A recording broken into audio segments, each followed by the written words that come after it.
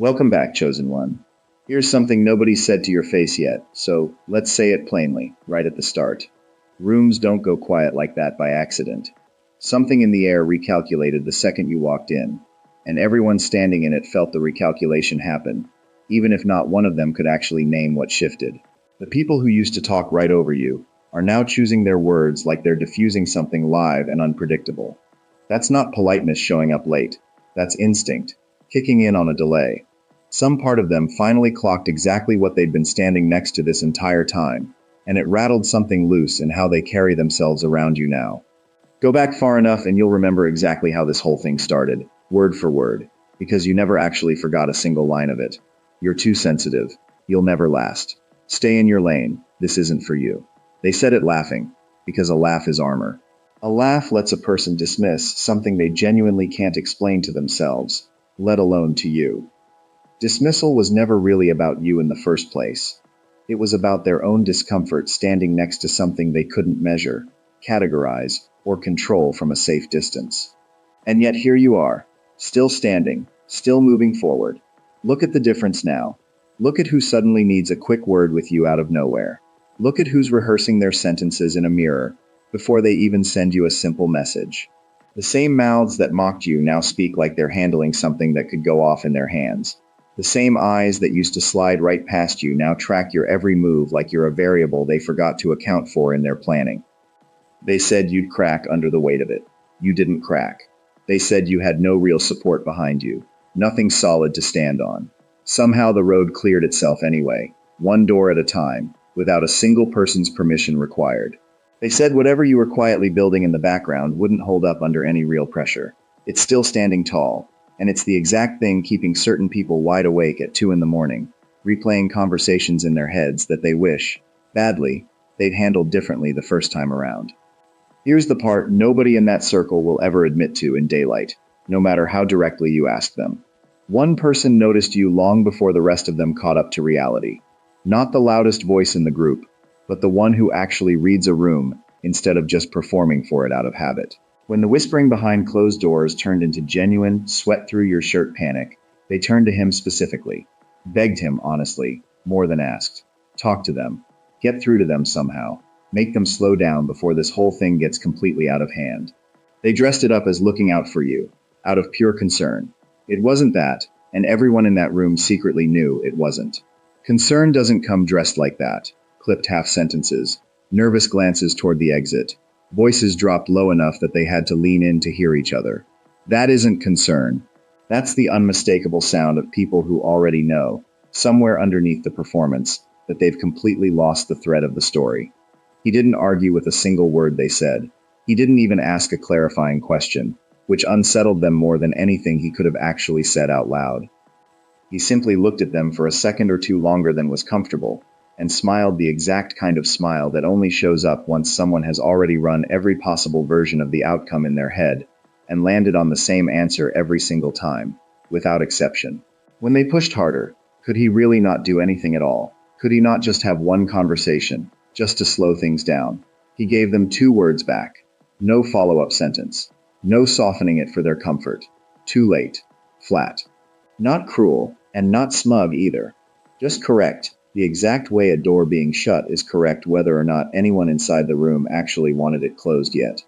Quick pause here. If any part of this is landing somewhere close to home right now, tap like and subscribe.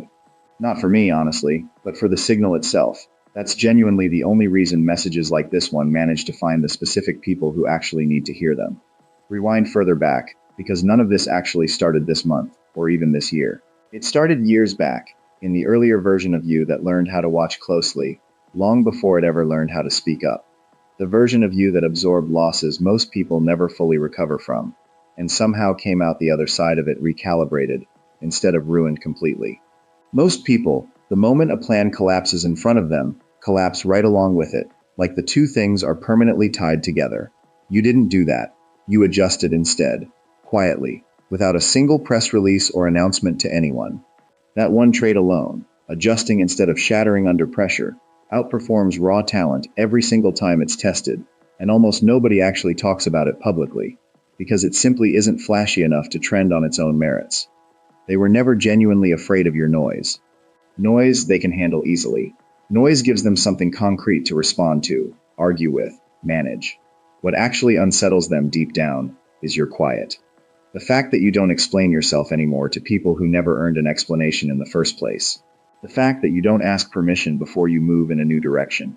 You carry yourself now like someone who already made peace with the absolute worst-case outcome a long time ago, and kept walking forward anyway, fully aware of the risk involved.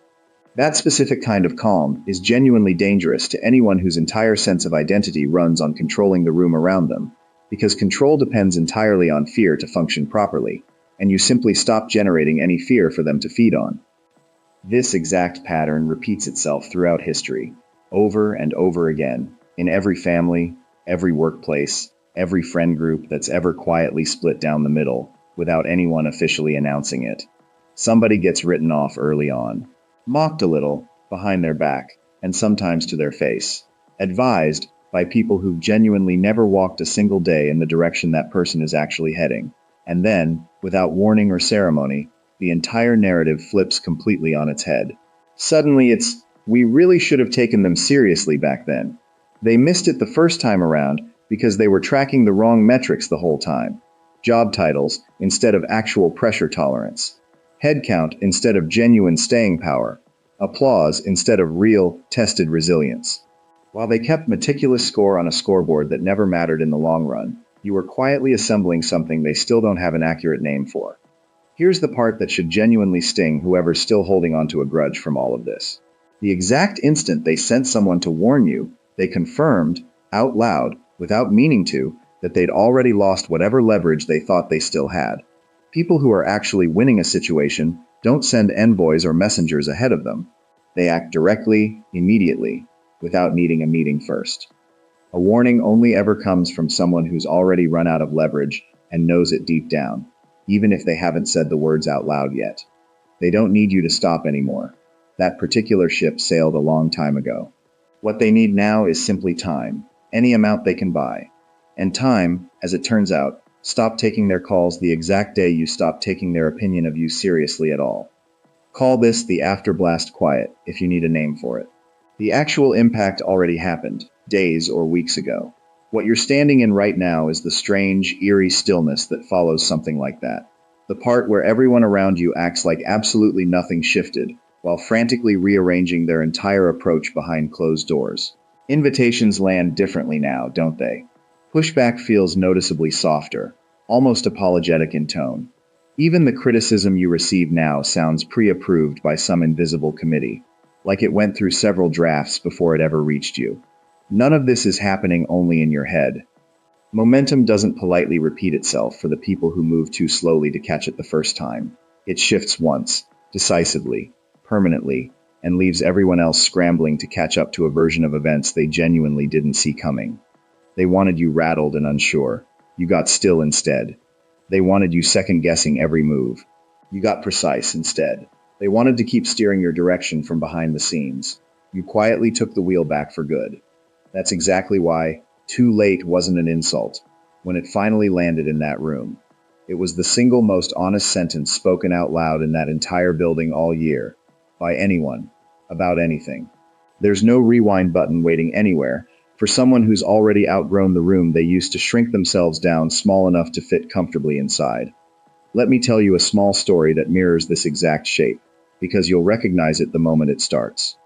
There was once a dog kept on a long chain in a yard, and for years the chain was the only thing anyone in that house paid attention to.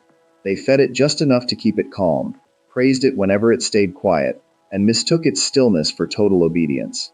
Nobody ever bothered checking whether the chain was actually still fastened to anything solid, because checking would have meant admitting they didn't know for certain, and not knowing felt worse than simply assuming. One ordinary day, a stranger walked too close to the fence, and the dog didn't lunge, didn't bark, didn't do a single thing anyone in that house expected. It simply stood up, walked the full length of what used to be its chain, and kept walking straight past where the chain should have stopped it cold. Turns out the links had rusted through months earlier, and the dog had known that fact the entire time, long before anyone in the house figured it out. It hadn't been waiting to attack anybody. It had simply been waiting for a genuine reason worth the walk. That's the part people conveniently leave out of stories like this one. Restraint was never proof there was nothing behind it. Sometimes restraint is simply better information than everyone standing around assumed you had access to. Second quick pause here. Drop 777 in the comments if this is still landing for you right now. Not superstition, just a simple marker. You understand, on some level, that being underestimated, being isolated on purpose, being quietly counted out by people who should have known better, none of that was ever punishment. It was conditioning, wearing punishment as a convenient disguise. Take a full breath here. We're past the warm-up completely now. From this point forward, it's just the truth, moving at its own unhurried pace, without asking anyone in that old room for permission first. The 12 markers. 1. The day they finally learned you were never sleeping. You were only watching. It's almost funny, looking back, how long they kept testing something they'd already convinced themselves had no real teeth behind it. They genuinely believed your patience meant permission to keep going. They mistook your calm for a complete absence of options on your end. They figured if they pushed hard enough, for long enough, eventually you'd either fold completely under the weight of it, or lash out in some way that would finally prove them right about you once and for all. Neither of those things happened. Instead, one ordinary day, without a single warning shot fired in advance, you simply stopped absorbing whatever they kept throwing at you.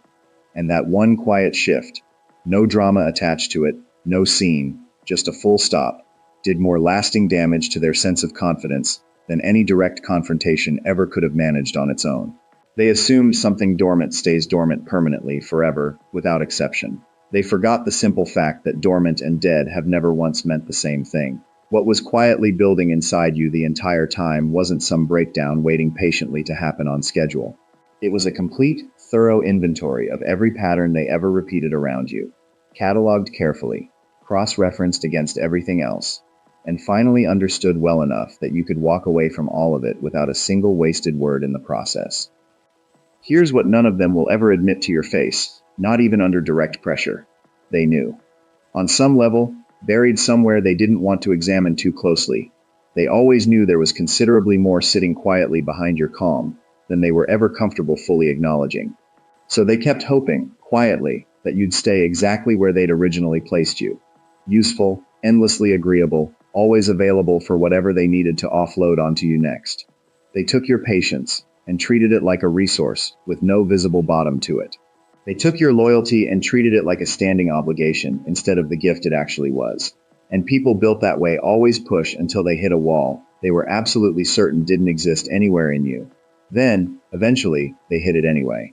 And suddenly, overnight, you're different. Suddenly you're cold, distant, not who you used to be. Funny how that specific accusation only ever shows up the exact moment you stop being useful to them on demand. Think back, if you're honest with yourself, to every small warning sign you quietly overlooked along the way, because overlooking it felt easier than confronting what it actually meant. The comment that landed a little too sharp to be a joke. The favor that somehow only ever flowed in one direction. The apology that never once came, no matter how clearly it was owed. None of that got lost. None of it got forgotten somewhere along the way.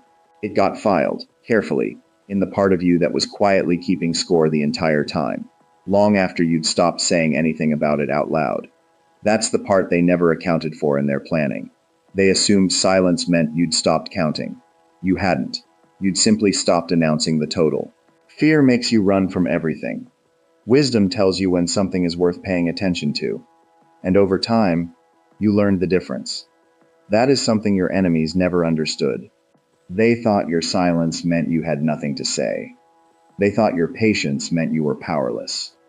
They thought because you weren't reacting, you weren't aware. But they made the same mistake again. They judged what was visible. They never considered what was happening beneath the surface. A chess player does not move every piece immediately. Sometimes the strongest move is waiting, watching, understanding, allowing the other person to reveal their strategy first. And that is what your quiet seasons taught you. You learned how people move. You learned how words and actions don't always match. You learned that some smiles hide intentions. You learned that some people reveal themselves when they think you are not paying attention. The years they thought were making you weaker were actually sharpening you. Every disappointment taught you something. Every betrayal revealed something. Every painful experience added another layer of understanding. You were collecting lessons they didn't realize you were learning. And that is why they underestimated you. They thought you were standing still. You were actually becoming someone different. Think about how many times you ignored your own instincts because someone else convinced you that you were wrong. Think about the moments you apologized for noticing things that were actually true.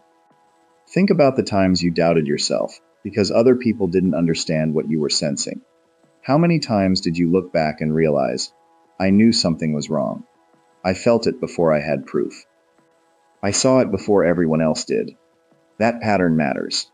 Because awareness is not something everyone develops. Some people only see things after they happen. Others recognize the signs before the outcome appears. The difference is experience. The difference is growth. The difference is everything you survived. Comment I was tuned if you have ever experienced a moment where your intuition warned you before the truth was revealed. Because the thing they called your weakness may have been one of your greatest protections. Your ability to observe. Your ability to wait. Your ability to recognize what others ignored. These things were not accidental. They were formed through everything you went through. The betrayal. The disappointment. The moments where you had nobody to depend on except your own judgment. Those seasons trained you, not to become suspicious of everyone, but to become aware. And now something becomes clear. The reason they fought you so hard was not because you were powerless. It was because, even before you understood it yourself, you were becoming someone they could no longer easily manipulate. Someone who could see through the distractions. Someone who could recognize the patterns. Someone who could no longer be controlled by the same things that once broke you. But there is still a question left unanswered. Because if they underestimated your strength, and they misunderstood your silence, then why did every attack against you eventually collapse? Why did every plan they created seem to turn around? Why did the very things they used against you become the things that exposed them? That is where the story changes. Because the next part reveals the reversal they never expected. They thought they were creating your downfall, but they were actually creating the evidence of your rise. Chosen one. Here is the part they never expected. They thought they were writing your ending, but they were actually revealing their own. That is the mistake they made from the beginning. They looked at your situation and assumed they understood the outcome. They saw you standing alone. They saw you going through pressure. They saw you refusing to fight back the way they expected. And they came to one conclusion. This is our chance. They thought your silence meant surrender. They thought your patience meant weakness. They thought because you weren't reacting, you weren't prepared. But they misunderstood the person they were dealing with. Because sometimes the quietest person in the room is the one who has already noticed everything. Sometimes the person who says the least is the person who understands the most. And sometimes the person everyone underestimates is the person they should have been careful with from the beginning. Think about it. How many times did someone make a move against you with complete confidence? They planned it. They calculated it. They believed they had the advantage. They believed they had finally found the moment where you would lose. But then something changed. The situation shifted. The truth surfaced. The plan collapsed. And somehow, the person who created the problem became the person who had to explain themselves. That pattern is difficult to ignore, because one failure can be called coincidence. Two failures can be called bad timing. But when the same thing keeps happening again and again, you start asking a different question. What am I not seeing? Chosen one. Your enemies didn't understand that every attack revealed something. Every accusation revealed their intentions. Every lie revealed their character. Every attempt to damage you showed other people exactly who they were. They thought they were removing your reputation, but they were actually exposing theirs. They thought they were creating doubt around your name, but they were creating questions about their own motives. They thought they were making you look smaller, but they were showing everyone how threatened they were by your existence. And that is the reversal they never planned for. A person can control a story for a moment. They can convince people temporarily. They can manipulate emotions. They can create confusion. But eventually, patterns speak louder than words. A person can pretend for a day, maybe even for years, but eventually their own actions reveal what their words were trying to hide. And this is what happened. They kept making moves. You kept standing. They kept trying to create chaos. You kept finding peace. They kept expecting you to react emotionally. You kept becoming more controlled. And the more they pushed, the more they revealed that they were never actually in control. Imagine a chess player who believes they are winning because they are moving quickly. They are focused on the pieces they are attacking. They are celebrating every move, but they never looked at the entire board. They never noticed the position they were creating for themselves. They never realized that every move they made was slowly leading them into a trap of their own making. That is what happens when people operate from pride. They become so focused on defeating someone else, they fail to see what their own choices are creating. Chosen one, have you ever watched someone spend so much energy trying to prove something about you, only for everyone to eventually see the truth about them? Have you ever seen someone create a situation against you, only for that same situation to reveal their own character? That moment is powerful, because it teaches you something. You don't always have to fight every battle. Sometimes the greatest victory is allowing time to reveal what you never had to prove. Comment "their plan failed" if you have ever watched someone create a situation against you that eventually exposed them instead. Because that is the part they never expected. They expected a reaction. They expected anger. They expected you to make a mistake. They wanted you to give them something they could use against you. But you didn't. You became harder to provoke, harder to manipulate, harder to control. And that changed the entire situation. The person they thought they could break became the person they couldn't move. The person they thought would disappear became the person they had to acknowledge. The person they underestimated became the person they couldn't ignore. And the strangest part? You didn't become stronger by becoming like them. You became stronger by refusing to become what they wanted you to become. They wanted bitterness. You found wisdom. They wanted chaos. You found discipline. They wanted revenge. You found purpose. And that is why their attacks lost power. Because they were fighting a version of you that no longer existed. They were attacking old wounds that had already healed.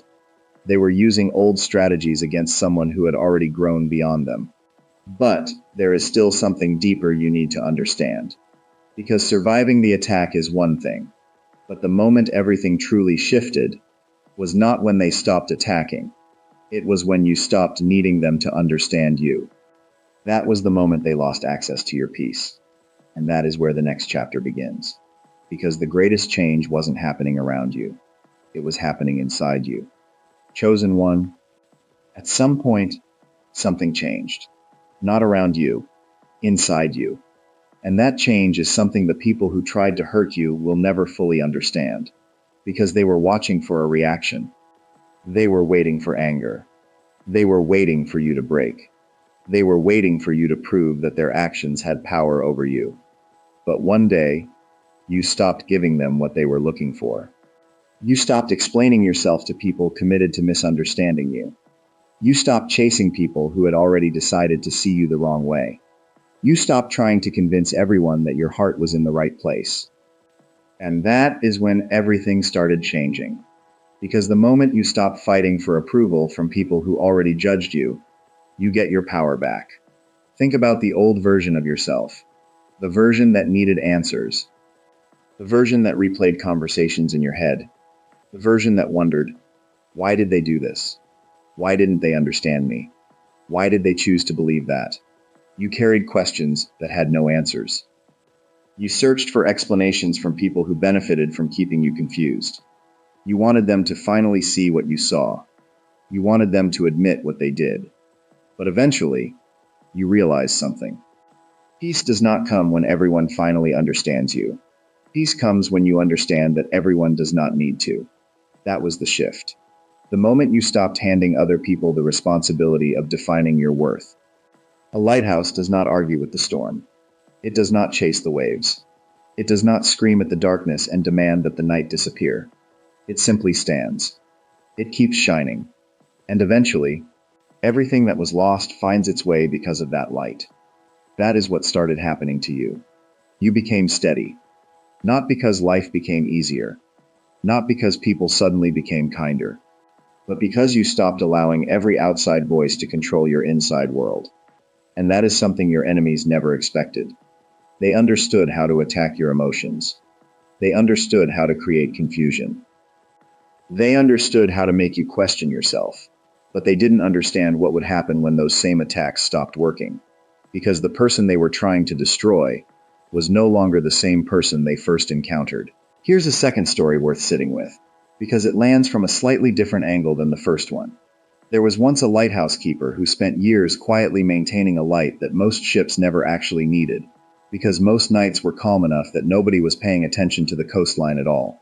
People in the nearby town joked, gently at first, that the job was pointless. A grown adult polishing glass for a light that rarely mattered to anyone passing by. The keeper never argued the point. He simply kept the mechanism clean, kept the oil filled, kept the whole system ready, without needing anyone's validation for the maintenance itself. Then one night, a storm rolled in fast, the kind nobody in town had prepared for, and every ship within sight of that coastline depended entirely on a light some people had spent years quietly mocking as unnecessary. Nobody thanked the keeper by name in the aftermath. Nobody needed to. The light had simply been there, exactly the way it was built to be. The one time it actually mattered. That's the part almost nobody understands about consistency practiced without an audience. It isn't performed for the calm nights. It's built for the one night the calm finally breaks. 6. The moment your silence did more real work in that room than any argument ever possibly could have.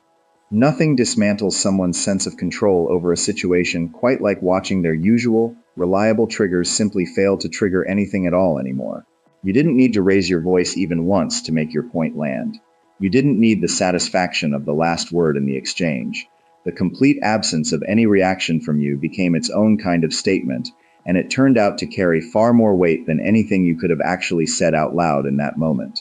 People who are genuinely used to being fought with, on some level, don't have the first idea what to do with someone who simply declines to fight back at all, on principle. Watch what happens the next time someone like that runs out of ways to provoke a reaction from you. They escalate first, almost reflexively, the way anyone does when a strategy that used to work stops paying off. Then, when escalation doesn't land either, they retreat into confusion, framing your calm as the unreasonable part of the exchange. That reframing is predictable, and it's worth recognizing for what it is. Not evidence you did something wrong, just proof the old script has run out of pages. 7.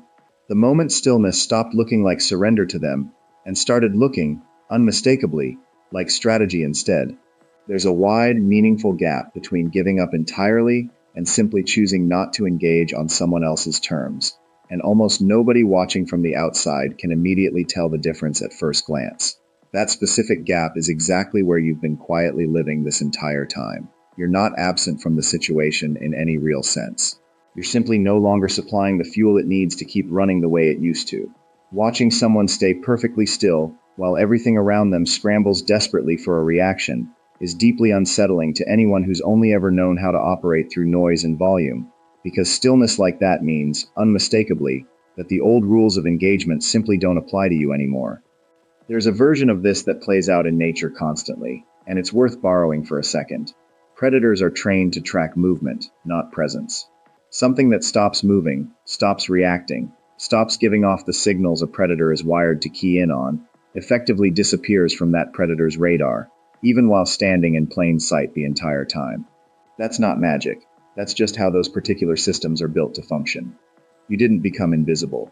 You simply stopped broadcasting on the frequency they knew how to track. 8. The moment they realized they'd lost genuine access, not just your fleeting attention. Here's the exact distinction that actually terrifies people once it fully sinks in for them. Losing someone's attention is only ever temporary. Attention tends to drift back eventually, given the right bait dangled at the right moment. Losing access entirely is permanent and structural, the human equivalent of a door that's been not just locked shut, but quietly removed from its hinges altogether, with no trace left behind. They keep testing anyway, almost involuntarily at this point, a passing message here, an offhand comment there, some small overture dressed up carefully as harmless nostalgia. Nothing lands anymore, and it isn't because you're deliberately punishing them for anything specific. It's simply because the earlier version of you they once knew exactly how to reach genuinely doesn't live at that particular address any longer. They'll try every version of the old key anyway, out of habit more than genuine hope. The joke that used to disarm you. The tone that used to soften you up before an ask. The perfectly timed vulnerability that used to pull you back in against your better judgment. Watching all of it fail, one attempt after another, is a strange kind of education for them. The slow realization that the address didn't just change temporarily. It moved for good, and no amount of knocking on the old door is going to reach the person who used to answer it. 9. The moment the old tricks kept running on a system that had already quietly stopped existing. Manipulation, at its very core, depends entirely on knowing precisely which lever to pull in order to get a predictable, reliable reaction out of someone. That entire toolkit becomes instantly obsolete the moment you fundamentally rewire the underlying system it was originally built to exploit. They're still pulling the same familiar levers, purely out of old habit, expecting the exact same result they always got before, and getting back nothing except silence, where a predictable reaction used to be waiting for them. That specific mismatch, expecting one clear outcome and receiving something else entirely instead, is precisely what genuine evolution actually looks like from the outside looking in. Not louder, not angrier, just fundamentally, permanently recalibrated at the source. It's worth naming what that recalibration actually cost, because it wasn't free, and pretending otherwise does the whole process a disservice. You had to sit with real discomfort long enough to let the old wiring finish disconnecting, instead of patching it back together out of habit or guilt. Most people quit halfway through that process, because halfway through feels like nothing, and it's only in hindsight that the shift becomes obvious. You didn't quit halfway. That's the actual difference, more than any single dramatic moment anyone could point to. There's a specific irony worth sitting with here, because it usually goes unnoticed in the moment. The very people insisting the loudest that you've become unreachable are often the same ones who spent years training you, deliberately or not, in exactly how to become unreachable. They wanted you responsive on command, available on demand, easy to locate whenever it suited their timing. What they built instead, brick by brick, was someone who finally understands the value of not being locatable on anyone else's schedule but their own. That's not a contradiction in the story. That's simply the finished product of everything that came before it. 10. The moment your peace itself became the one thing they simply couldn't compete against, no matter what they tried. There's no scoreboard left to check, no rematch scheduled, no way left to out-argue someone who's genuinely stopped needing to win anything from you personally. Once you reach that particular level of clean detachment, the people who used to thrive on your reactions genuinely don't know what to do with themselves anymore. They can't provoke stability into cracking. They can't manipulate someone who no longer needs a single thing from them. All that's left, in the end, is watching quietly from a distance they created entirely themselves, as you keep moving steadily forward without a single backward glance in their direction. There's a particular kind of quiet that settles over a person once they stop needing anyone in a specific room to see them clearly. It isn't cold, whatever they call it from the outside. It's closer to relief. The relief of no longer performing a version of yourself for an audience that was never going to applaud honestly anyway. That relief is what actually reads as threatening to them, more than any success ever could. Success can be argued with, minimized, explained away over drinks. Genuine peace can't be talked out of existing once it's actually settled in. 11. The moment they realized real wholeness isn't something you can simply talk someone back out of. This is the specific part that stings the most for anyone who genuinely depended on your doubt to feel secure and needed in the relationship. Your earlier uncertainty used to hand them a clear role to play. The reassurer, the fixer, the one who always helped when things got hard. Once that uncertainty resolves quietly on its own, entirely without their involvement or input, they lose that entire role in one motion. And there's no version of that particular loss that doesn't feel deeply personal to them, even though, in truth, it was never actually about them to begin with. It rarely occurs to the person losing that role that the role itself was never something you owed anyone in the first place. Needing to be needed is its own kind of hunger. And hunger like that will always frame someone else's healing as an act of abandonment, rather than what it actually is. A person finally putting weight on their own 2 feet, instead of leaning permanently on someone who was never a stable enough surface to lean on to begin with. 12. The moment the whole story finally clicked into place, all at once, in hindsight. Every setback that felt genuinely senseless at the time it was happening turns out, later, looking back, to have been necessary groundwork for something sturdier. Every ending that felt exactly like collapse in the moment turns out to have simply been clearance for something more solid to eventually be built in its place. None of it was actually random, even though absolutely none of it felt planned while you were living through each piece of it in real time. That's usually, reliably, how genuine transformation works in practice. Completely invisible while it's actively happening, and then entirely undeniable once it's finally finished taking shape. Looking back at all 12 of these markers together, side by side, the through line isn't cruelty, and it was never revenge. It's simply sequence. Each one built directly on the one before it, the way a foundation has to fully set before anything else gets built on top of it, without the whole structure eventually cracking under its own weight. Nobody handed you this. You assembled it, piece by piece, mostly in rooms nobody else was watching closely enough to notice, using material other people assumed would break you instead of build you. Somewhere in that process, without a single ceremony marking the occasion, you stopped being someone things happened to, and became someone things simply couldn't happen to in the same way anymore. That's the actual transformation underneath every metaphor we've used tonight to describe it. Not a costume change, not a personality shift for effect. A structural upgrade to how you meet the world, built entirely out of the exact material people handed you while trying to tear you down instead. None of this was ever meant to inflate you artificially or hype you up for its own sake. It was meant, from the very first line, to settle you fully into something that was already true, long before anyone bothered to say it out loud. The shift already happened, quietly, in the background. The warnings arrived far too late to matter to anyone, and honestly, they were never really meant for you to begin with. They were a private confession, mistakenly addressed to the wrong person entirely. Whatever's still standing back there, behind you, simply can't reach you at the distance you've already put between yourself and it. If this landed tonight the way it was meant to, like the video, subscribe if you're not already following along, and drop 777 in the comments below to mark that you're staying fully on this course. Send it along to the one person in your life who genuinely needs to read this today, before the moment passes them by completely. This chapter's closed now, for good. The next one already started moving, and it didn't wait around for anyone's permission to begin. Take a moment, before you go, to actually notice how different this quiet feels compared to the quiet you used to carry. The old version was heavy, full of things unsaid, waiting to be resolved, waiting on someone else's timeline to finally address them. This version is light, not because everything's been fixed or explained or apologized for, because you stopped needing any of that to happen in order to keep moving forward with your life. That distinction is the entire story, if you strip away every metaphor we've used tonight to get here. Not revenge, not triumph over anyone specific.